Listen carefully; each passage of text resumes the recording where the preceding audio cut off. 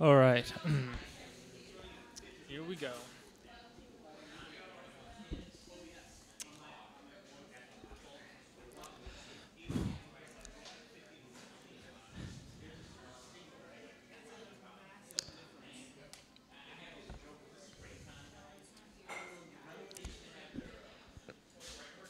All right. In a space too far from anything to be nothing, a blue light shines into the void. Through the shadows, shapes appear, people, stories, wonders, and mysteries. Live from Elgin, Illinois at the Blue Box Cafe, it's Tales by the Blue Light. I'm your host, James Wilder, and this week's episode is called The Old House on Marin Street. Now, usually on the show, we tell you stories from all across the multiverse, all written by me, but today we're going to take you to one house. An especially strange house on Marin Street.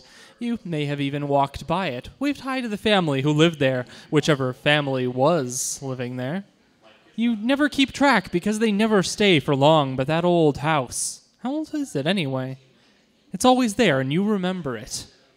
It's the old house on Marin Street, and outside it, just down the block, there's that strange blue street lamp. The light from it is weird, wrong even, and it feels like it called you in there down the road to that house. So today, we're going to be going inside it, into 3 stories exploring the house on Marin Street, as well as our usual sketches and fun. Plus, this month, we have a special guest. We have Bruce L. Cook will be talking with us here. So, you have that to look forward to. So, let's go ahead then and get on with our usual stuff. Stories. So let's see if what's coming through this blue light first then, from the house on Marin Street. All right. Read by the blue light, we have a little story we're calling The Floorboards. It's an old house, Alex. The creaking is nothing to worry about. I nodded as my mother poured the cornflakes, then the milk. I dug in, crunching on the cereal. What was still that perfect mixture of being crunchy and still soaked in milk. It would get soggy soon, and that was even worse than not being able to sleep. It sounds like someone is walking around outside my door, though. She tried to sound reassuring and smiled, but I could tell she was getting tired of this. Old houses just make funny noises. All the boards and pipes get old and cranky, like Grandpa. How when he stands up, his knees pop. The whole house is like that, only it's much bigger than Grandpa, so it makes a lot more noise. I guess that makes sense, I replied. She tousled my hair and went back to her phone. Honey, did you see Target is having a 15% off sale on toilet paper? She called into the next room. Really? That's exciting, my dad replied with interest. I don't even think you need a coupon, she muttered. I shoveled more cornflakes and headed out to the bus. The ceiling creaked above me as I opened the door to the outside. I cringed. After a long day of school, I was ready to settle in for bed. I don't usually like bedtime, but I had slept really badly the night before with all the creaking, and I was ready to close my eyes and just get to sleep. And I did sleep, dreaming about the day at school. It was the same as it had been. Jasmine passed me the note she had, which said, "Hey, Alex, I heard you still don't have any friends. That's because you're ugly and stupid," with a smiley face drawn after it, followed by a picture of me being eaten by alligators. You could tell it was me being eaten by the alligators because they had an arrow pointing to the stick figure being eaten that said Alex next to it. Only instead of crumpling up and shoving it into my pocket, in the dream I stared dumbfounded as wet black worms began crawling out of the paper. They burrowed out of it, dropping into my hands and onto the desk, my pant legs, and the floor. I dropped the note and worms exploded out of it, flying into the hair of the girl in front of me. No one seemed to react. I raised my hand. Mrs. Fallow turned to look at me, or would have if her eyes weren't wriggling balls of worms, her gaping mouth dropping them to the floor as she moaned. I woke up, clutching Arnold II, my teddy bear, close to my chest. It's just a dream. Just a dream. The clock read 11:11. I squeezed the teddy bear tighter. It was just the house. After all, no reason to get worked about it. Just the house.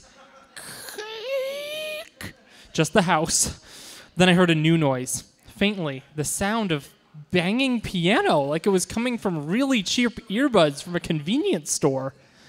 I couldn't recognize the song. Maybe Dad was up and making cookies in the dead of night like he sometimes did, so Mom wouldn't talk him out of it. I carefully slid back my Transformers bed covers and walked towards the door to my room. Across the train route carpet I was building my Lego town on and cracked open a millimeter at a time. I thought I saw the edge of a blue nightgown, and then it slid out of view. I opened the door wider and saw nothing, just the empty hallway. I let out a sigh and closed my eyes. It was just my imagination. I opened them to see a single eye peering around the edge of the door. I squealed and fell back on my butt. The owner of the eye began laughing hysterically. I got up quickly and looked around the door. There was a girl, about my own age, dressed in a blue nightgown. Headphones over her head with blue spongy pads over the speakers, and a simple metal curve connecting them over her dirty blonde hair. A black cord led to a bulky music player the size of a brick. It's not funny, I said, my face reddening. It's pretty funny, she replied. It's not, I said. How did you even get in here? She pulled the headphones off her head, and the music got a little clearer. Get in here? I don't understand. This is my house. You're just staying here for the night. You know, my parents and the church. Aren't you? I shook my head. I live here. This is my house. She pulled her lips to the side. Stop being weird. You're in my room anyways, and you deserve to get something back for snooping around. I'm not snooping around. This is my house. Look, I pointed into my room, and she frowned. This has to be some sort of trick. How'd you do it, and where'd you put my stuff? It's no trick, but this is my house. My parents are asleep. It's my house, and my parents are asleep. She pressed a big button on the music player, and it turned off with a click. She walked into my room without permission, which I made a few disgruntled noises about, and I followed. You've got all this boy stuff in here. She wrinkled her nose. Yes, big surprise, almost like I'm a boy who lives in here. She looked over at my 3DS, which was plugged into the wall and charging on a table. What's that? It's my 3DS. My parents don't want me to get a phone till I enter middle school, which is stupid, but they let me have a 3DS, so I play games on that. She picked it up. Play games? What do you mean? Video games. Duh. It's so small. You must not be able to play anything good on it. It can't even have a screen. I flipped the lid open. She jerked her head back. Oh my gosh, look at that. She sat down on my bed and began to fiddle with the controls. Look at all these colors. I've never seen anything like this. We just have our Atari, which I thought was great, but wow. What's an Atari? I asked. She laughed. You don't know what an Atari is? I shook my head. You seriously don't know? You don't know what a 3DS is. So Atari is the biggest, best video game company on Earth. I laughed. She continued. They made the Atari 2600, which has the most and the best games. Thank you very much. Okay, first off, Nintendo makes the best video game systems. Who? You know, Nintendo, but Sony and Microsoft, they make the other ones. I've never even heard of Atari. Sony makes Walkman, not video games. What the heck is a Walkman? She held up the brick-sized music player. You know, a Sony Walkman. It's the best way to listen to music. Just get an iPhone. What the heck is that thing? It's a Walkman. iPhone? Like your eye? What does that even mean? She repeated back. What the heck is that? Also, your Transformer sheets look really weird. I see they say Transformers, but this is some sort of like weird ripoff from China because they do not look like that. They don't even look like cartoons. I looked down at my sheets. They weren't from the most recent movie, sure, but they were still cool. And it's not like Prime and Bumblebee looked really different from one movie to the next. Well, much. Well, you got me. I bet you don't even like Transformers, I countered. Well, you got me there, she shook her head. This thing is like it's from the future. I rolled my eyes. It's like you're from the 80s or something. She scoffed. It's 1982. I stared at her. You're crazy, and you've broken into my house. Give that back and get out now. This is my house. Dad! She ran into my room and slammed the door. I followed her, but when I opened the door, she was gone, and my mom was rubbing her eyes. Alex? Sorry, didn't mean to slam it. She nodded. Go back to bed, sweetheart. Just had to use the bathroom. I didn't go back to bed. I searched the house, and she was nowhere to be found. I went back to school the next day, and I couldn't stop thinking about her. I decided at that point that it had in fact all been a dream, but I also didn't want to believe it had been.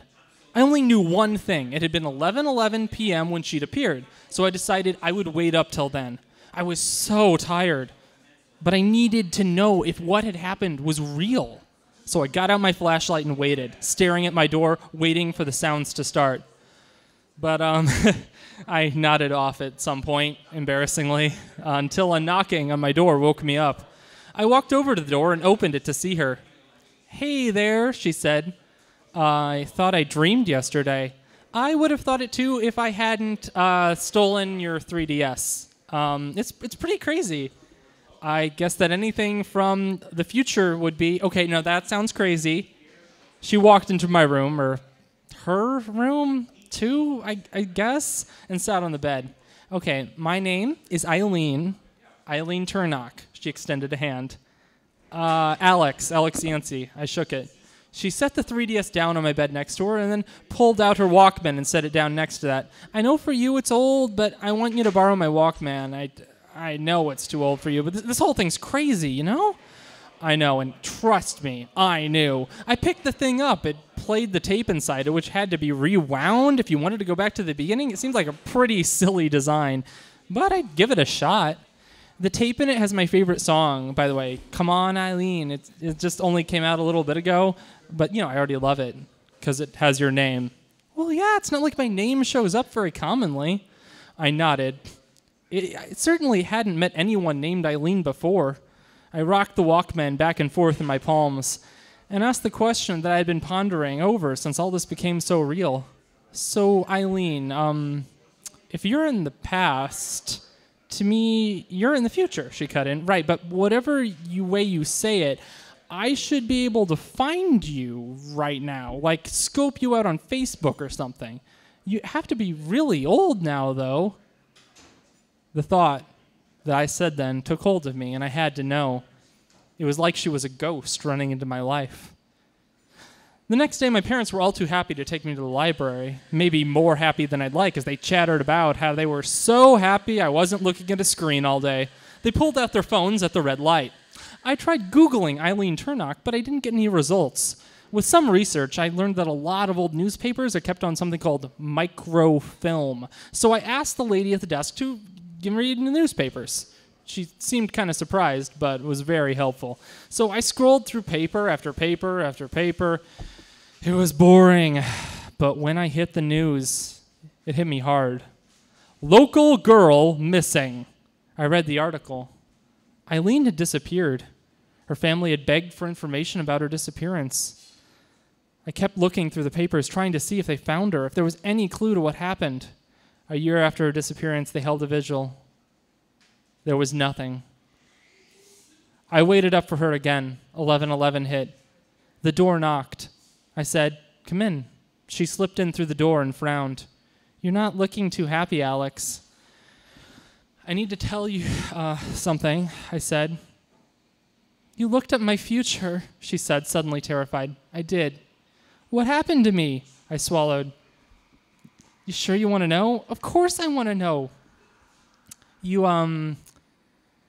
died, Eileen. You died pretty soon. You're not too much older than you are now." She held her gaze on me. Her face bounced between expressions, then settled on a horrified acceptance. I can remember it," she whispered. "I died, didn't I?" I held her hand, unsure of what to say. "My dad, he'd been doing bad things and didn't want Mom to know. He tied me up and pulled open the floorboards, held my hand over my mouth till I stopped breathing and I fell limp and put me there under the floorboards. In a sort of tight bag, locked me shut under the floor, and I never left. I'm still there, aren't I?" I don't know, I replied. She looked at her hands. She was turning transparent. You need to find me, she said. I'm under the floorboards in the hallway. Find me! Find me! I ran to my dad's toolbox and grabbed the whole thing, lugging it up the stairs to the floor. I grabbed my dad's hammer and using the claw side started pulling at the old nails there. It took all my strength, but I got them. I pulled up the floorboards, and my mom ran up the stairs yelling, Alex, what do you think you're doing? But she stopped when she saw what I'd found. I did too. There was a girl, vacuum-sealed in plastic bag coating. She looked afraid and must have for decades, even with how much she deteriorated. Thank you, you found me, I heard her whisper. Next to the body was an old dusty Walkman with headphones. We called the cops. I had to get counseling. I know I shouldn't have, but I hid the Walkman. She'd meant it for me, and I doubt anyone would have believed or understood that. Her father was arrested. I watched it on the news. He looked old. So old. I was a bit more popular at school after that. Everyone wanted to hear the story of how I discovered a dead body, but not popular enough that things really got too much better for me. I always wondered what it would have been like to go to school with Eileen. As the years passed, I'd pull out my phone and pick out her favorite song. Come on, Eileen. I'd play it over and over for her, for the girl who never got to listen to it. Thank you. All right. This episode of Tales by the Blue Light was brought to you by Creepy Real Estate Incorporated. Have you ever been driving down a lonely country road and your car stops suddenly? Maybe even unexpectedly. You pull your cell phone out, but you're getting no signal. That's odd, you say out loud, dramatically even. You had no need to say that, but you say it anyway. It's what you're supposed to say.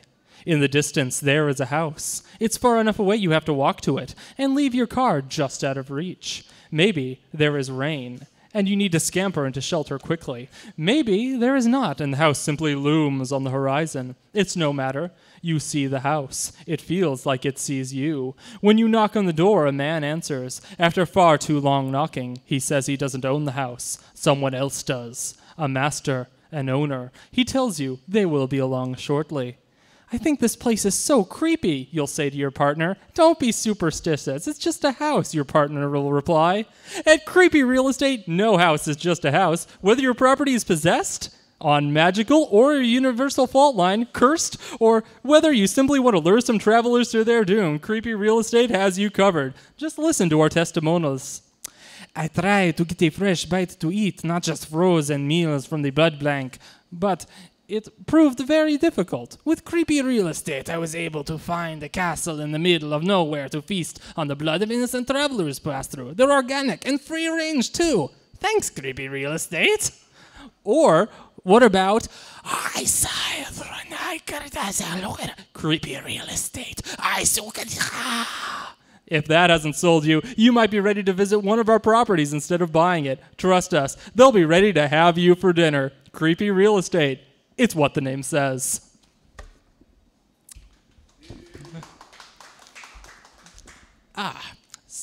So, since we're focusing on this house on Marin Street this month, I thought we could do our monthly interview, this time with the groundskeeper of the house on Marin Street, Todd Silver. I know it's not as exciting as the ghost of an ex-president like we had last month, or, a vampire, but hey, it should still be rewarding and interesting. So, big welcome here to Todd. Great to be here, Jim. So tell me, Todd, what's it like working on the grounds of the house? Well, can I answer your question with a question? Could you not? Do you need any groundkeeping work done? No, I live in a 2-story apartment. Well, what about some lawn work or watering plants? You have plants, right? If not, I can get some for you. No, that's fine. I'm fine. Come on, man, please. It is literally a haunted house. There are ghosts there. Sometimes you walk in and you just keep walking. It's like the hallway's moving stuff. Like the house rearranges itself to keep you in there. You keep going and going, and then you find stuff. Like really, really old stuff. Like you walked into the past. And you hear things. Babies crying, voices from other rooms, like there are other people there, parties, dinners, but you're alone in the house. And even in the yard, things move. Like you set a trowel down, and then one of the lawn gnomes is holding it, like they picked it up. At first, I thought it was one of the neighbor kids playing a prank, but I don't know, man. So you don't enjoy being the gardener at a haunted house? Would you enjoy being a gardener of a haunted house? Well, our sponsors at Creepy Real Estate, it's what the name says, think that a haunted house provides real value to the customer, and the house comes with built-in distractions from everyday life. You mean like mind-bending fear when a ghost chases you down the hallway screaming? That sounds pretty distracting to me. Listen, man, I just need a new job. Look, I actually studied creative writing in college. I didn't really like that first story that was on here. Who wrote that? I mean, I could even try my hand at it. I wrote that. I write the whole show every month. Oh. Yeah. Dude, that was the greatest story. Best I've ever heard. Totally fantastic. You're like the next Stephen Ring. You mean Stephen King? No, Stephen Ring. I've never heard of Stephen King. Stephen King, the famous horror writer. Stephen Ring, the famous horror writer. He wrote The Gleaming, Fire Dowser, Dream Freer. You're making those up. No, I'm not. You're like the people who think that Berenstein Bears are pronounced Berenstain. But they are pronounced Berenstain. Do you ever find that you can't agree on basic facts with another person? No, you're not crazy. They might just be from another universe. Imagine a point where people can cross over from one life to the next. In one world, the Berenstain brothers are pronounced Berenstein. Maybe you even remember it that way yourself. Maybe one day you crossed a blue street lamp past an old house and found yourself in a new life where things aren't quite as they seem. So we're not crazy? Stephen Ring is real? Maybe. It just means that you might be entering the house on Marin Street.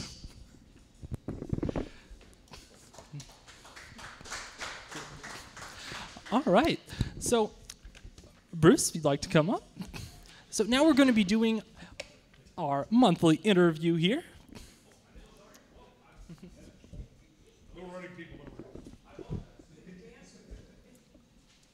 Hi. Hello, hello.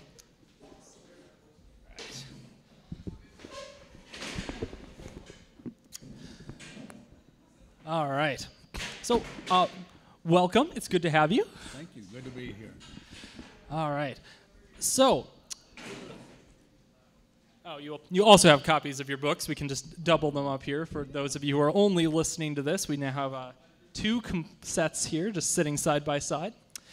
All right. So, you have Strategies for Peace and Harmony of Nations, but obviously I've read the backs of your books and that sort of thing.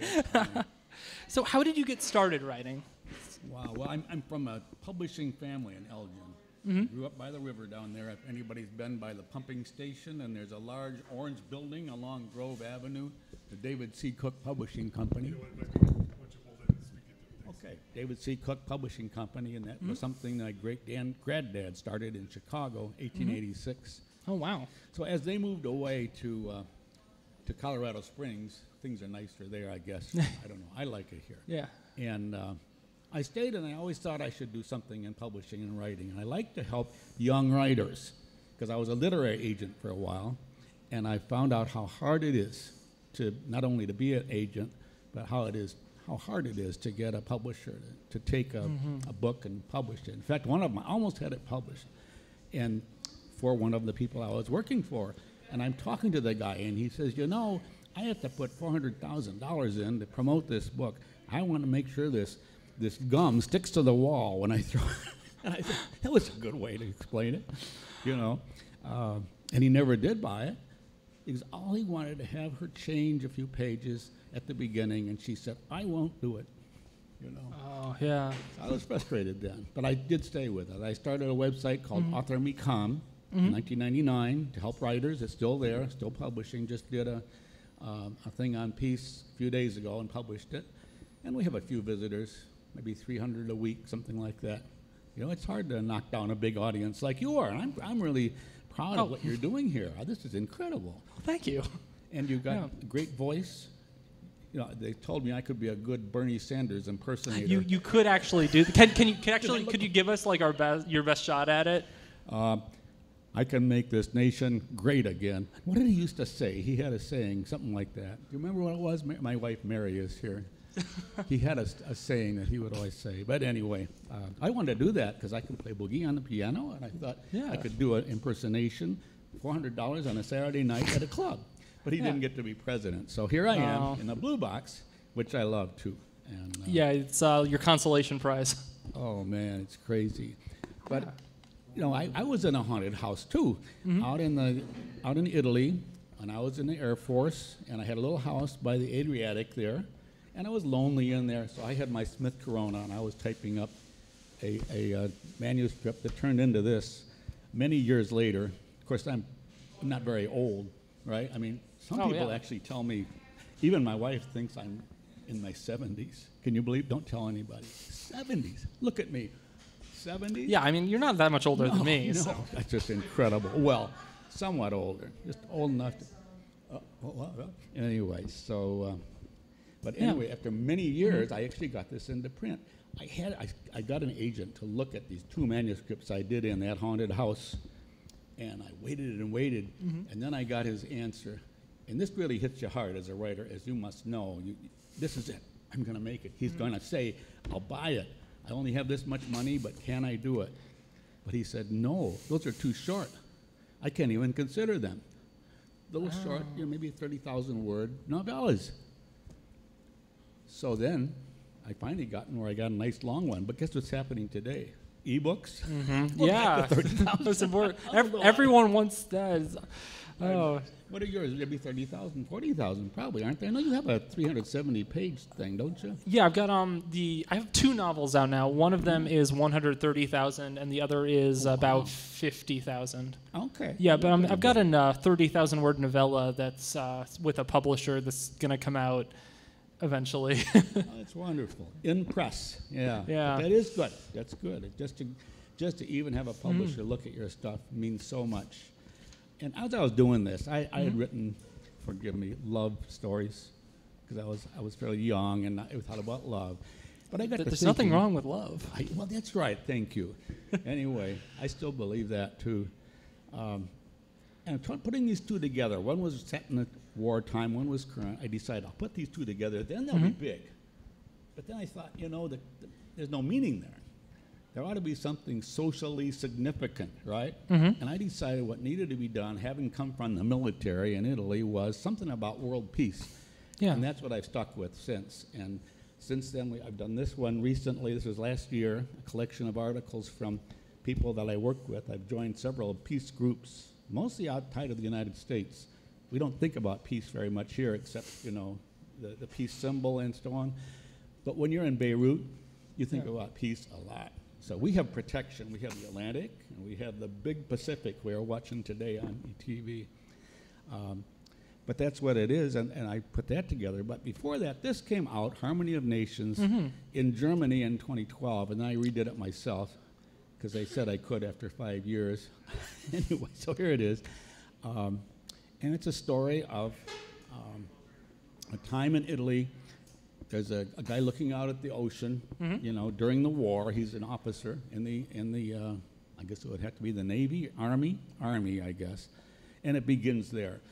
It turns out he's tasked with taking a special plan to Bari, 50 miles north.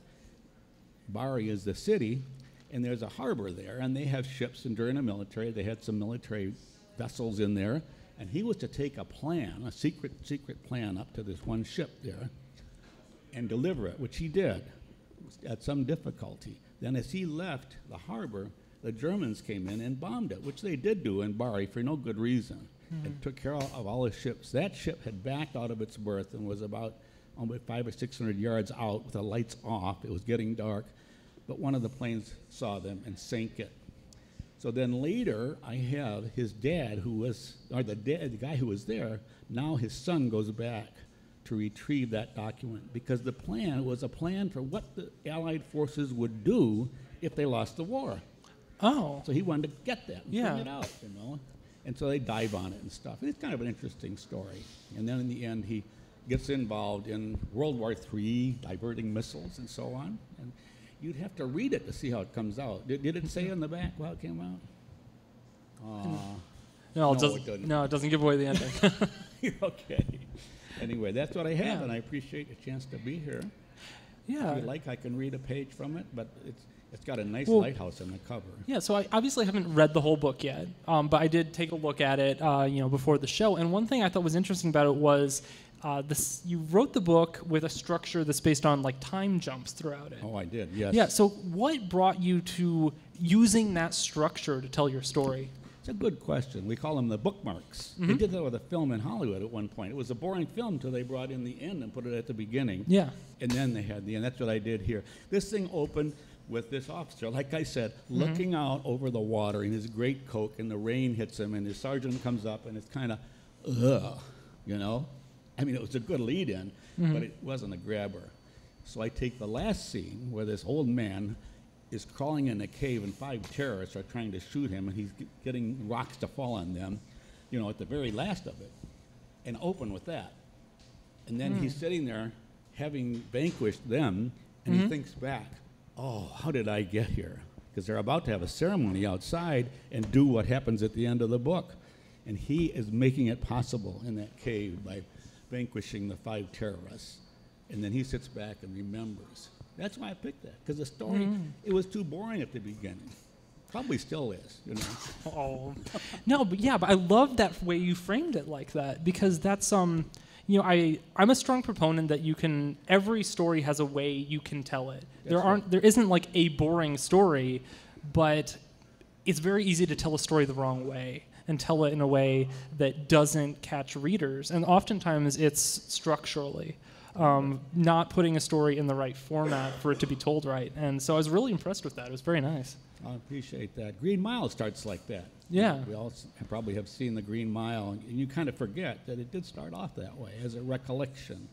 So it's a good way to get around the problem of getting one started. I did another book, by the way. It's now under consideration. It's set in Afghanistan, and it's actually about Muslims in Afghanistan as they live in the mountains, as a drone comes in and bombs, and we see the Russians and the Americans and all these people interacting.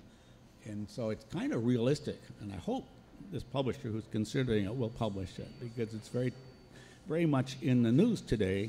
Yeah. What is a drone? What is it like when you live in the mountains, like this guy did, and and you're going to be the next chief of the village, but now somebody suspects that you had something to do with a drone coming in and killing people, and it becomes very political. So that's kind of neat, too. I just love writing these.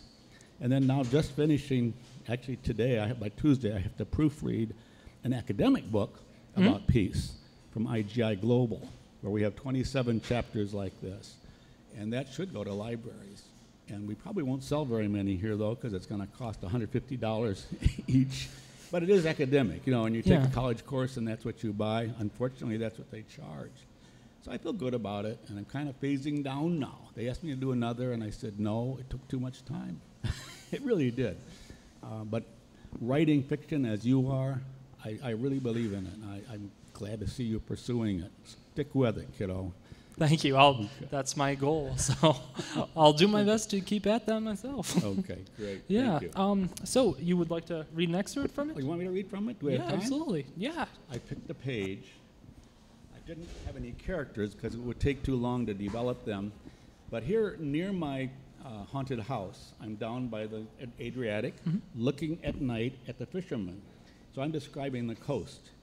On this night, while Father Giuseppe rested in a stunney, point blue stars inched across the heavens above Villanova. Later, the good father observed a line of fishermen tracing the coast. Their faint gas lanterns swayed and glowed in the dark. Like, what do we call those? Coleman lanterns? Just like that. A halo encircled the full moon, and its indirect color spread sequins over dark tapestries of Adriatic waters, swirling in curves along beaches and over sands, tumbling in shadows to disturb clams and crabs which rolled lazily down inside. Along the shore were sands impacted into rocks. These icicle sandstones would crumble at the crunch of a man's waterproof boots, even as his strong fingers probed them, sifting for mollusk shells that spurted salt water into his eyes. It would happen after moonlight gave way to yellow flickering of the fishermen's lights. Swing, rise, fall, the fishermen's firelights pulsed from fireballs to glimmers, 4 lights, now 5, apart and together as they made silent procession, weaving up and down the coastline, scanning from waters to sands. Working to attract fish that darted into apparent daylight, suddenly snared into rippling black nets like fertile shores of a distant island's shadows, fell calm on nights of the full moon and received what fish were left from constant overfishing of this area, a terrible depletion of a once abundant source of food. Like towers, submerged sandstones sheltered dull images of mullets and oysters and perhaps one day a mother of pearl. Like blankets, sand protected the clams, but sometimes the disguise failed, a flash from an exposed edge of a shell, a muddy glimmer from the mussel's white foot. More often, the men of hissing firelights pressed fingers deep into the sand to find shells. Like the scavenger crabs themselves, these fishermen missed nothing. When a fisherman worked gray-brown fish and sometimes silver oval mullets laced into their nets, and the men gladly untangled and retied lines, for tomorrow they might discover no more than bait fish. Often the men would turn from empty nets and shine bright, hissing lanterns over the sea to seek shells and an occasional squid. The worst of the men would discharge festival fireworks bombs in silver cylinders. Such bombs exploded under the water in a fury of pressure and drove weaker fish up to the shallows into their nets, dying. Father Giuseppe wrinkled his thick eyebrows, for he knew the scene. The fishermen were good, but the bombs were unfair. They robbed the place of abundant yields that were common 5 or 10 years ago. There you go. Thank you. Okay, thank you. All right, thank you so much for joining us. So Bruce L. Cook, Harmony of Nations. Check him out, please.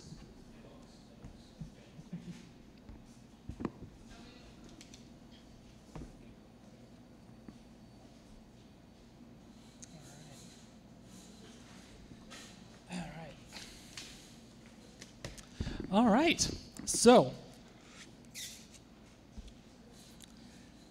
let's now go back to the house on Marin Street for another tale here. This one a little more up the sci-fi angle of 2 friends caught up in something beyond them we're calling the modern enigma.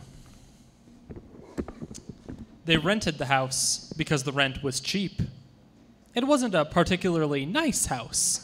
It had been old when their parents were children, and not in a charming way. The house simply gave off an air that it was permanent on its corner. It was never demolished, despite the houses around it being razed and rebuilt time after time. It never had new additions built on, even when the few other houses that could rival it in age had sprawled out unwieldy into their yards. It simply was. Henry and Mark had not always been. They'd both served in the war. Mark wasn't exactly clear what Henry had done, but Mark had worked in radio. He'd sat in a chair, puffing away at a bad cigarette with a headphone pressed to his ear. When the Germans had said things, he'd written it down. Sometimes it was in code, and he was meticulous about his accuracy. He never knew what the coded messages said. That wasn't his division, but he knew they trusted him to transcribe the words. When they arrived home in America, though, they hadn't planned to rent the house. They'd scouted apartments, and as they were driving back from visiting one, they'd seen it outside their window. Mark pulled over to the curb and took lazy drags from the cigarette as he looked at the house. He turned to Henry and realized the other man was thinking the same thing. They knew that's where they would be living together. They moved in and began their new jobs. Mark worked as a door-to-door salesman. He would pull up at strangers' houses and knock on their doors, tipping his wide-brimmed cap at them just like he was in a stage play. Henry, however, well, Mark couldn't exactly tell what he did. He would go back to work every morning, or at least he would leave the house wearing a white dress shirt, a blue tie, and black pants. It was always the same outfit. And, well, Mark sometimes wondered how many copies of it he had. But it wasn't Mark's business. Henry paid the rent on time, usually far ahead of time, and often chipped in for other amenities. He bought a new table and a new set of plates for the kitchen. The bachelor pad was turning out quite nicely. Things stayed like that for a few months. Things always change, of course. That's simply human nature. Time rolls onward like a stampeding elephant. Lions watch it from the rock, swatting flies with their tails. But in the end, the elephant goes its own way. You don't try to stop it. You'd just try to stay out of the way of the damage. Mark, however, approached the elephant. He couldn't help but wonder why it was stampeding. One day, Mark was out selling door to door in a new neighborhood. He'd already reached his quota for the day, and even for the month. New cathode radios for every house, shiny and overpackaged with chrome finishes, polished and painted. He was good at selling them, good at holding people's eyes, till they said, well, I guess you should come in. He was friendly, approachable, and as he walked away from selling another housewife a radio she didn't need, he saw Henry. He was shaking hands with a woman who looked over at a truck filled with electrical junk before turning back to Henry. Was Henry selling scrap? It soon became clear he was buying it. As he pulled out of her driveway in the truck and down the road, Mark watched, and then a thought struck him. Henry didn't know he was there. He could follow him. After all, he'd met his sales quota for the day. Why not take the rest of the day off and go see what his roommate had been doing all this time? So he got back into his car and turned the ignition. Henry had driven back to the house, where he'd begun to unload the truck, moving things up the stairs, up to the 3rd floor that Mark never went to. They barely needed 1 floor, let alone 3. He stepped out of the car and stomped on his cigarette. The birds chirped softly from the elm tree above him as he decided it was time to confront Henry. About what specifically, he wasn't sure, but damn it, about something, whatever this was. He caught Henry as he was walking back to the truck, brushing some rust flakes off the rolled-up cuffs of his shirt. Hey, Henry. What you doing? Henry stared at him. He bit his lip, the teeth pulling the color behind their white wall. Hey, Mark, he said back, faux casually. I see you're off work early. Yeah, I am. What you doing? Henry gestured at the truck. You know, just a project. Yeah, what kind of project? Henry didn't say anything. You think I'm dumb?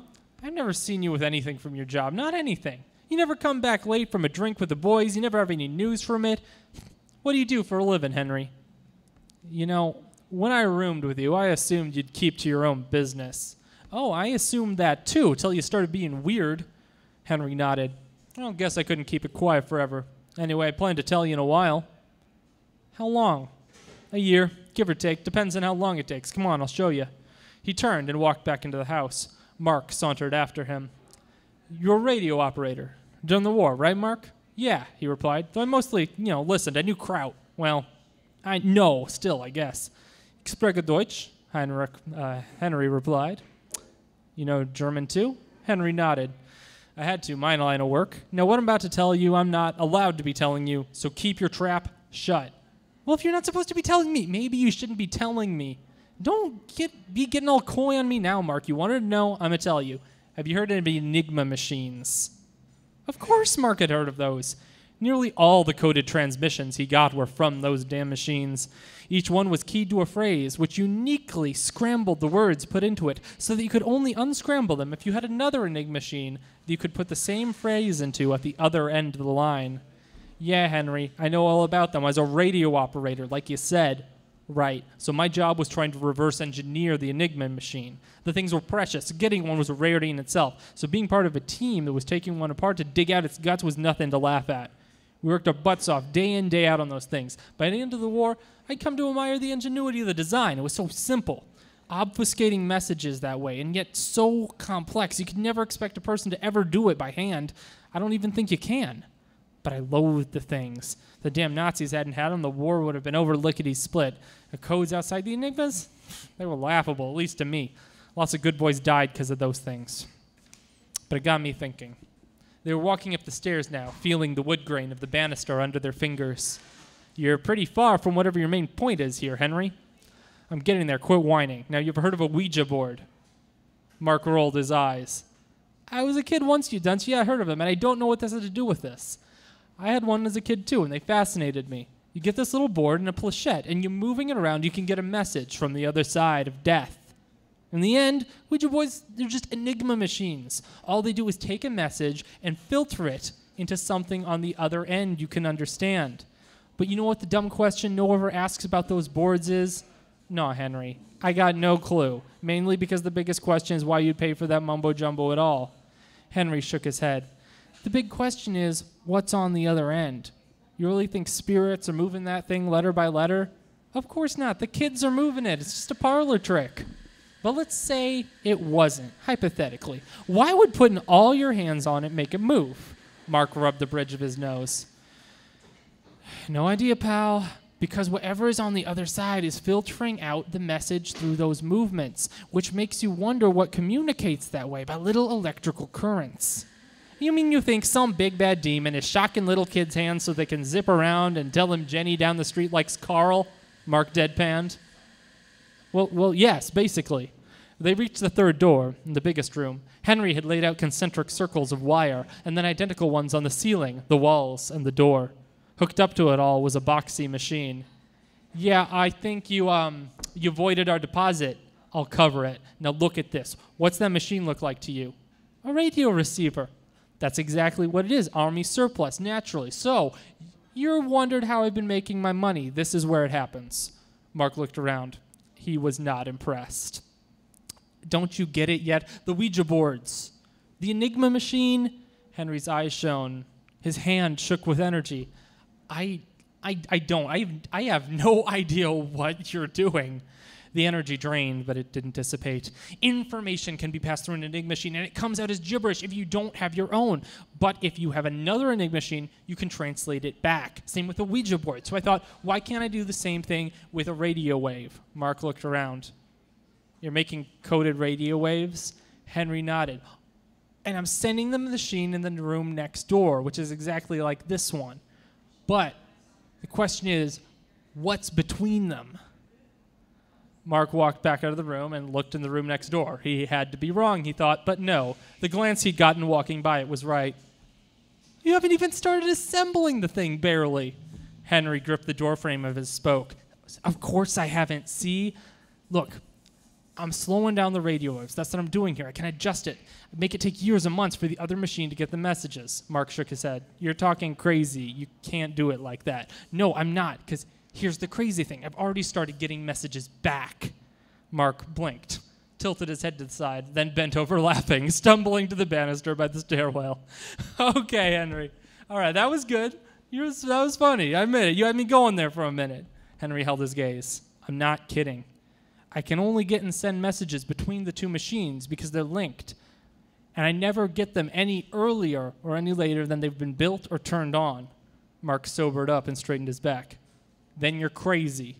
Plain and simple. Henry sighed and walked over to the tape reel. Then listen to this. Just listen. Then tell me I'm crazy tomorrow. He pressed play and a voice began reciting a list of horses. Third heat. Volcano wins by a hair. Fourth heat. Georgia Pride wins by 5.6 seconds. Fifth heat. What is this? Horse bets? Tomorrow's horse bets. Check them out. They don't work? You know, I'm crazy. Mark walked downstairs, shaking his head. He'd have to call the loony bin and have them take away his housemates. He couldn't pay the rent on this place by himself. But the horse result stuck in his head. He went through his normal day of sales, but he didn't forget. So he turned on the radio to listen. His car stopped at a diner. Volcano won by a hair. After that, Mark agreed to help. He didn't understand what was going on, but he helped. They finished building the second machine and eventually sent all the messages that Henry had recorded and decoded so far. I still don't get it, Mark said. Sure, I get the principle, but there has to be something else to this. You can't just slow radio waves down or send them to the path. That doesn't make a lick of sense. Henry shrugged as he adjusted the new antenna. It works, though, right? That's what matters here. Henry, you're telling me everything? You're not keeping something back from me, are you? Henry looked at the control panel. We've got incoming. He pressed record and began to filter the message. What's it say? Mark asked. It's still recording the translation onto the tape reel. Hold your horses. It finished. He pressed play. There are worms here. Listen, boys. There are so many worms. Turn it off. They replayed it. They looked at each other with confusion. They played it again. That doesn't make sense either, Mark said. It's a prank or something. Our future selves are being weird. The floorboards outside their room began to creak. What the hell is this message? Why don't send pranks over the line? You don't. The second, Henry said from the doorway. But you won't listen. His white shirt was stained with black slime. There was a cut on his face, long and red. Mark looked between them. He thought they could only send radio waves, but then he thought about the circles on the ceiling and the floor, thought about what Henry must not have told him, and now there were two of them. So it worked, the first Henry said. Sort of, said the second. Mark rose from his seat and bolted for the door, but the first Henry grabbed his leg. Mark grabbed the first thing within reach, a screwdriver, and slashed at Henry. A red line appeared on his cheek, and he fell back howling. Mark tried to slip past second Henry, but this one was ready and gave him a hard right hook. Mark was knocked to the ground, and Henry restrained him, pulling him to the center of the circles of the room. First Henry rose to help, and together the Henrys began to turn on the machines. They turned on the power and focused their design not on radio waves, but matter. They coded for Mark, and he squirmed and cried, "Henry, you traitor! I just have one thing to say to you." First Henry walked over. Huh, and what's that? Mark's hands and legs were tied up, so Henry had gotten close. Mark threw his body up with all the force he could, like a spring from the ground, landing himself on top of Henry, pinning him down. The pair squirmed together, Mark making sure Henry couldn't get up. The other Henry looked on, sighed, and pulled the lever. It had to happen like this. They spun together through green darkness, and Mark drifted from Henry. Mark screamed into the darkness, "There are worms here! Listen, boys, there are so many worms! Turn it off!" And there were so many, black and wriggling. Henry held onto a thought, the thought of the code, the numbers, and where he would end up.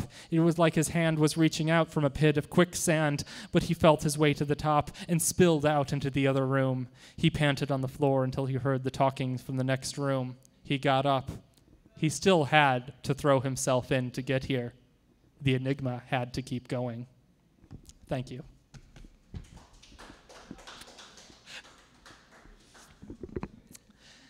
This month's episode of Tales by the Blue Light is brought to you by Stephen Ring. From the author of such amazing works as The Gleaming, The Sit Down, and Outside the Dome comes a book like none you've read before, called Psychic Child and Adults with Unresolved Issues.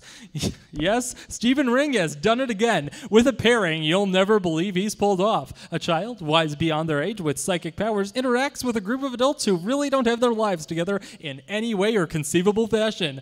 Wonder as the adults get themselves killed in suitably ironic ways while ignoring or gaslighting the psychic child who has magic powers they really should be taking more seriously at this point.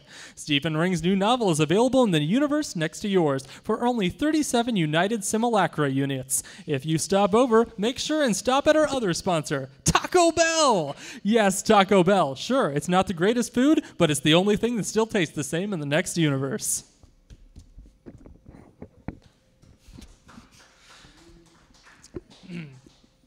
All right. So it looks like it's time for another thrilling edition of Monster Hunter Monthly, broadcast live from an abandoned missile silo in the middle of nowhere, Utah. I'll just get the link hooked up here through the blue light, and here we go. Hi. Welcome again to Monster Hunter Monthly. I'm your host, Magpie Jones. So, being that apparently this whole show is themed this month, let's go over some basic Monster Hunter safety tips for what to do if you find a haunted house. First off, let's go through some of the key warning signs. Is it a haunted house? Check. Is there blood dripping from the walls? Black liquid? Other unnatural fluids? Those are key signs. Do you hear an otherworldly voice calling after you? Beware, leave this place, mortal, or your soul will be consumed in the underworld. Probably a haunted house. Also, look for objects flying around the room and the occupants of the house yelling things like, "It's a ghost," or "This house is haunted. Help us, please."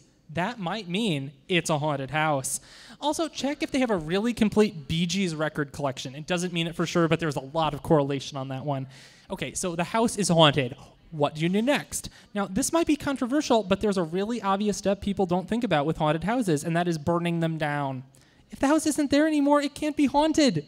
Even better, try getting some of the rights to the land the house was on. You'd be surprised what you can do with a wrecking ball. Worried someone will just build a new house on it and it'll then be haunted in its place? Put a parking lot there. Ghosts will get bored, just like you would if you had to live in a parking lot for all eternity. Also, you can try to find who killed the ghost or why they were holding on to this world and go into deep, fulfilling quests to try to uncover what happened to them, leading to your own personal self-discoveries and putting the ghost finally to eternal peace. But, that's pretty whatever. Usually I don't have time to get a pizza after that. And let me tell you, that is a big sacrifice. So let's go ahead and check our reader mail then. Okay, we have a letter from Jessica in Atlanta, Georgia. Jessica writes, Dear Magpie, do you have any family or friends, or do you just work alone out there all the time? Well, Jessica, yes, I do have family. They're all in the monster hunting trade in some form or another. My brother Albatross is one of the best in the business. As for friends, well, I like working alone, and having this whole silo to myself is pretty nice, so I don't really mind it. Thanks for the question, Jessica. We also have a letter from Newt in Oklahoma City, Oklahoma. Newt writes, Dear Magpie, I found an egg, which I thought was just a sculpted rock. With the hot weather, though, it started moving. I think I might have found a dragon egg. Oh, wow. I don't know what to do. How do I raise a dragon? Where can I take it? Wow, Newt, that is an amazing question. As for my answer... Oh, good luck, buddy. You'll need it. All right, so that's all from us here in Utah. Till next time, try not to die. All right. So now we have one more final story tonight. It's a little tale I call Teddy Bears. After Alex had gone to school, his room stayed still, at least at first. Once he was sure no one was coming back for forgotten keys or a lunchbox still on the counter, the teddy bear on the bed turned its head left and right. Alfred II had been a replacement for the first teddy bear to bear his name, who had been left at a rest stop on a road trip through Kentucky. He wished they'd left the Ouija board there instead. It always gave him the willies. Alfred took his job seriously. Picking up his soft, stubbly limbs, he climbed off the bed and checked under it. No monsters. Check. Then he wandered over to the closet. Again, no monsters. Good. But Alfred was worried. His boy hadn't been sleeping well, and he was responsible for his boy's well-being. Something was disturbing his rest. So Alfred had to figure it out. Getting out of his boy's room was always difficult. After all, Alex was much taller than him. But with a well-placed leap from the bookshelf, Alfred could make it. Hanging from the doorknob, he'd turn it and push off from the wall next to it with his legs to pop it open. No one ever said being a teddy bear would be easy. Today, though, Alfred needed advice. He'd fought off monsters under the bed and in the closet before. Usually they weren't too hard to deal with, but whatever was going on with Alex was something new. So, of course, it was time to consult the garden gnomes. The gnomes had been there a long time, longer than even the first Alfred. The face on the door knocker told Alfred II that they had been placed in the garden decades ago, and that the new owners just kept adding new ones. It made the gnomes a formidable force. Teddy bears came and went, but once you have garden gnomes for that long, removing them is just asking for bad luck. Alfred shuddered, thinking of the terrible magic they'd inflict if some future owner removed them. To exit the house, Alfred had to take another running jump from the kitchen counter, but this door was easier to get open as it had a handle rather than a knob. Setting paw on the green lawn, Alfred admired the garden. He hadn't been here in ages. The magnolias were doing wonderfully, and it looked like Alex's mom and dad had done better with trying to grow their own tomatoes than the disaster that was the wrinkled orb summer they'd had last year. The gnome stood still. Alfred held up an arm. Guys, it's me. You don't have to be still. The gnomes remained still. Seriously, come on now, guys, don't be like this. One of the gnomes looked up and then sighed. Come on, then. We have to be much more careful these days. One of the neighbors has a drone, so we can't move around during the day like we used to. Alfred nodded. The times, they are a-changin'. I know you don't want to end like the Palm Springs group. A group of gnomes in Palm Springs had been caught having a lawn party on Google Earth. The owners had assumed the neighbor kids had been messing around with them and got rid of them. Gnomes everywhere took notice, added other toys and living decor. Pink flamingos had apparently taken it harder than most. So, what brings a teddy bear outside the house? Alfred would have taken a big breath if he had lungs. Alex is having bad dreams. I know what you're thinking. That's normal for a boy his age, but there's nothing under the bed. And there's nothing in the closet. The gnome stroked her thick beard.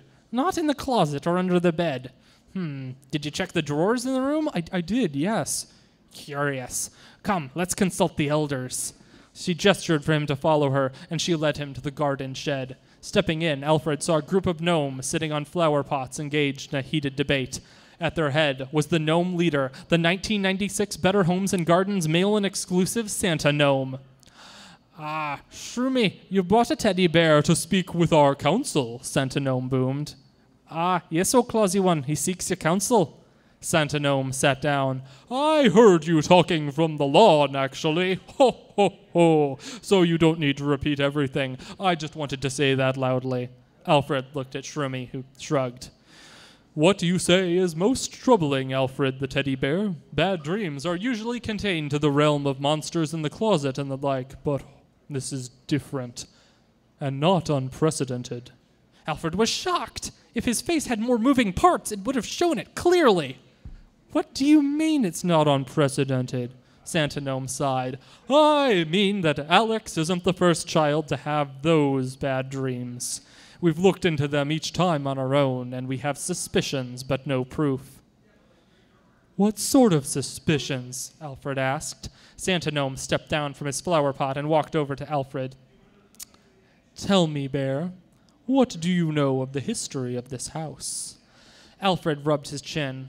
"Well, before Alex's family moved in here, a family called the Morgans lived here. Beyond that, not too much. I know you and the door knockers have been here a long time, though." "We've been here a very long time, and we've seen lots of things. This house has been through darkness and strangeness. Not every house has this much oddity going on in it. Ask Marzipan. The Morgans got him at Goodwill, and he's lived here in several other gnome communities. He hasn't seen anywhere like this before. Odd things go on here, Teddy Bear. Odd things. And we think something is living inside the house. Something that shouldn't be there." "You mean like a termite infestation?" Alfred asked. "No," Santa Gnome replied. "Something stranger." Santa Gnome gestured, and another gnome on the council scampered up to go root through an old lunchbox in the corner. He came back with a Polaroid photo of a young boy. Alfred had only heard of Polaroids from legends.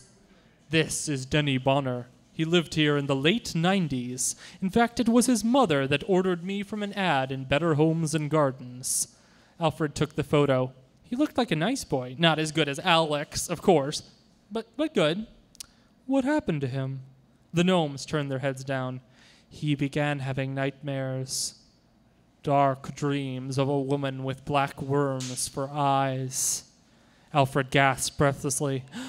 "Those are the same dreams Alex is having." "Exactly, and many of the children through the years have had those dreams. None of them have been happy. I've seen bears driven mad by their inability to help their child." Alfred rubbed his fuzzy ears. This couldn't be happening. "But we have to be able to do something." Santa Gnome looked Alfred in the eyes. "There is, but you have to be willing to trust us. There's a way to take you to the dream world where the creature lives." "Then of course I will. Every bear would for their child." Santa Gnome gave a sad smile. "If only that were true. Alfred, you're going to have to use a Ouija board." Alfred cringed. That was exactly what he did not want. Ouija boards creeped every teddy bear out. "There has to be some other way." "That's what the last bear said." Alfred nodded. "So if I don't do this, your boy will pay the price." "Then let's go get the Ouija board." The Ouija board was in the game cabinet, and the gnomes stood on top of each other's heads in order to get it out. The gnomes then laid it out on the floor and put the planchette down on it. Alfred looked at it warily. One of the gnomes came back from the kitchen where he had been rummaging around holding a scented candle. "That's Alex's mom's candle. You can't use that." "I'm afraid we have to if you want to save Alex." Alfred sighed. "Of course. Do what you need to do." The gnomes lit the candle, and the smell of a pine forest filled the room. Santa Gnome breathed it in. "Excellent. Begin the ceremony." "What exactly will we be doing?" Alfred asked. "We'll be contacting the people trapped in the walls," Santa Gnome answered. The gnomes moved the planchette around the board, spelling out a message. Suddenly, the planchette moved on its own. Alfred cringed, but watched with interest. It began to spell a message. "What do you want?" "To visit the dream world," the gnomes wrote back. "What do you offer?" it wrote back. "A pine-scented candle." "Ooh, yeah, sounds great," the Ouija board replied. A hole opened up in the wall, a deep hole. Its front sat a pallid man. "Who am I ferrying?" the man said. "Me," Alfred replied. "I need to see the thing messing with my boy's dreams." "The black worm," he said. "Yes, I can take you to it. Come on." The bear followed him into the long, dark hole. What's your name, sir?" the bear asked. "Once, a long time ago, I was known as Mark, but that was a long time ago. Now I'm just the guide." "Thank you for taking the trouble to guide my journey," he shrugged. "I got no choice. It's what I have to do on the walls of the house." Alfred bowed his head. "The poor guy. Here you go. The black worm, the dream mother, the sleeper on the walls." A deep, writhing thing crawled from the depths. It had the body of a woman, but the legs of spiders. Its eyes were a swarm of black worms. "Guide, what is this that you bring me?" "I bring you who I do. That's my job, not to screen 'em." It hissed at him. "And what did they offer you this time?" He held up the candle. It's a scented candle. Brand name even. Yankee candle. It's really nice. She huffed. "Pathetic. So what is this little creature?" Alfred stepped forward. "I'm Alfred II. I come to ask you to stop hurting my boy with your bad dreams." It laughed at him. "A teddy bear. I was at least hoping it'd be something fun to toy with." Alfred puffed his chest out. "I won't leave till I can protect Alex." "I know anything you can do, bear. You're predictable, all of you. I am my own bear." "Who's your favorite president?" said Blackworm. "Theodore Roosevelt," Alfred said. It laughed. "Exactly. Every teddy bear says that. You all like Theodore Roosevelt. You can't fight your own nature." Alfred bowed his head. Of course, he was only a bear. He was about to take a step backwards when it occurred to him. Perhaps if he couldn't fight his own nature, neither could she. Then fight my dreams. If you want to fight my boy, be brave enough to take on my dreams." She laughed, and then her face grew serious. "You mean it, don't you? Your poor little fluffer brains won't mean anything to me. Fine, I'll play your game. You'll regret this, bear." She dropped into his head and instantly regretted it. "What's this?" she said, drowning in the fluff. "Well, like you said, I only have fluff for brains. I don't have any organs. I'm just a teddy bear. So you tried to go into my dreams, but all I have in there is fluff. I don't have dreams. I just want to make sure my boy's safe, and you're hurting him." "I'll infest you. I'll lay my worm spawn in you, and you'll become a rotting toy. Your boy will never play with you again." Alfred shrugged. "But you'll be trapped in me." She squealed and thrashed, the comfy soft bear bouncing her around till she was all tuckered out. She screeched, her wailing muffled. "Fine, fine," she cried. "Your precious little boy is safe, but this house is mine, and worms will come to all those who stay here in time." "But his dreams are his, and you promised to leave him be," she sighed. "I promise." He let her out, and Mark led him back to the entrance. Alex held his bear tight that night and the night after. His dreams were sweet and his snoring soft. Alfred couldn't be happier. Even as time went on and Alex grew up and forgot about his bear, Alfred was glad because he knew that Alex had gone on to live a happy life with full dreams. He lay at the bottom of a chest, dry and dark, but content. Till one day, the chest opened, and Alex, now with fur coming down from his chin, picked Alfred up and handed him to a little girl. "Eileen, this was my teddy bear when I was little. He protected me when I was sleeping, kept the bad dreams away." Eileen wiped away a tear. "But he can't fight off the bad dreams and the monsters under the bed." Alex smiled. "Oh, he can. He's a teddy bear. That's what they do. It's their job. He kept me safe, and he'll keep you safe too." Eileen held the bear up. He was old. She wanted a new one, but she guessed if it made her dad happy to take this one. Eileen went to sleep, the bear next to her, and she dreamed a strange dream where the bear fought off giant crocodiles and vile worms, and then her dreams were calm and smooth, and she held the bear close to her and dozed into a deep sleep, and did the next night too. After all, that's what teddy bears do. Thank you. All right. So every month here on the show, we finish off with a little live radio play. So that's what we're going to be doing next. But I come out here every month from Indianapolis, Indiana. I write this whole show by myself, so we don't actually have a tip jar up here, but if you feel like contributing anything, just come up and leave me anything if you want to give a tip for the performance. So in a second here, we will get this radio play going.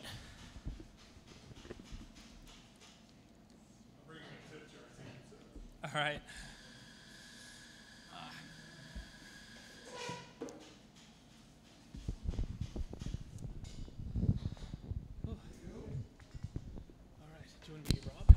Yeah. Is that okay? Yeah. All right. Yeah, my Stacy voice isn't too good, I don't think. Hello, I'm Stacy. All right. So here we go. Our final part of our House on Marin Street show. Our little radio play. And here we go. We're just going to start off here with Stacy. You're going to be Stacy. I was going to have her be the thing. Or is that all right? I'm going to be Stacy? Is that okay? Oh, I was assuming you should. No, I should have, but I didn't. So, Oh, do you want to be Stacy? I can be Stacy. okay, be Stacy then. Then you're the demon Yeah, I'll dream be- mother. Okay, sounds good. Cool. All right. Legends of the House of Marin Street have persisted for a long time. I grew up in this town, and after a long time away, decided to come back and do a story on it. My name is Stacy Morgan, and this is Empirical. The first person I talked to for this story was Todd, the groundskeeper at the house. But he didn't have anything useful to add. He mainly seemed to want out. I knew then that if I wanted to get to the bottom of this story, I'd have to do it myself. So on the warm summer night, I went to the house on Marin Street. I took with me my producer, Rob Kelly. Hey, I'm Rob. The following is our recording from the house. It doesn't look like anyone is home. The last family here moved out. They discovered a body under the floorboards. You can't be serious. It was all over the news, our news, in fact. Most of my life is just making sure the station runs smoothly. I miss a lot of things. Clearly. Can you see a way in? Did you try the door? Of course I tried the door. I think there's this window. It's not latched on the inside. I can probably just push it up. This isn't breaking and entering, is it? Yeah, but it's not like we're going to be broadcasting this. Obviously, we changed our minds. Okay, I've sort of jimmied the window up, and okay, I'm going through. Okay, I think I'm in. My turn.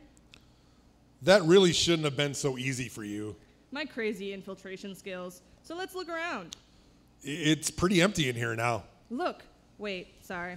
I thought I saw something over there. What did you think you just saw? Well, it sounds silly now, but I thought it was a garden gnome. Yeah, you're seeing things. It- What's that? It's a hole. Yeah, and it looks big enough to walk through. Rob, wait, don't go through there. Damn it. Okay, Stacy, just... You all right? Yeah, just... Why'd you rush in here? It's a hole. Do you notice anything, though? No. Notice how big it is in here? We're both standing in it, and it just keeps going. And it did keep going. It looked like it extended far beyond the house. I think we should keep looking in here. No, Rob. Ugh, there he goes. I guess I'll follow him. What's this on the walls? Black slime. Ew, worms. There are worms everywhere. Rob, where? There you are, Rob. Shh. What is it? Don't move. Oh my God, that thing ahead of us. Don't let it see us. I can already see you. I've seen you so long. You shouldn't walk into places you don't belong in. Even little children know that. Tut, tut. But come now, Stacy. Rob, come closer to me.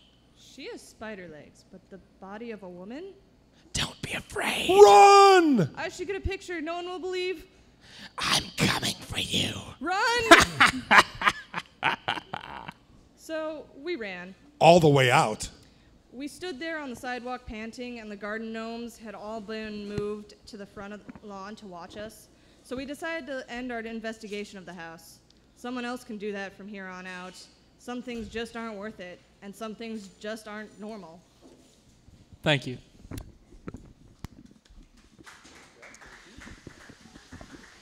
Do you have any announcements or anything you can make? The only announcement I have is, guys, obviously we do something here special on every Saturday night. Next Saturday night on the 22nd is our third paint night with Cheyenne 2Ax. Check out our Facebook page if you're interested in doing it. Again, that's Saturday, July 22nd, if you're catching this live or hear that before that, where we do a paint night. I want to thank Bruce Cook for coming out and sharing his story with us. He was awesome. So Bruce is a regular customer of ours, and we just found out that he was a writer and had him out here. And again, thanks to James for coming out. Again, we're here at the Blue Box Cafe. We're doing all sorts of stuff. Tune in to Live at the Blue Box, Tales at the Blue Light, and look for other new exciting things coming up here in the fall of 2017. So take it away, sir. Thank you. All right, so that's all for tonight from the Blue Light. Come back next month. We'll be sure to offer you more tales of the fantastic, into the darkest depths of your horror, the brightest flights of your fancy, and the biggest dreams of your future. From all of us here at the Blue Box Cafe in Elgin, Illinois, keep your blue light shining. There's plenty more to see.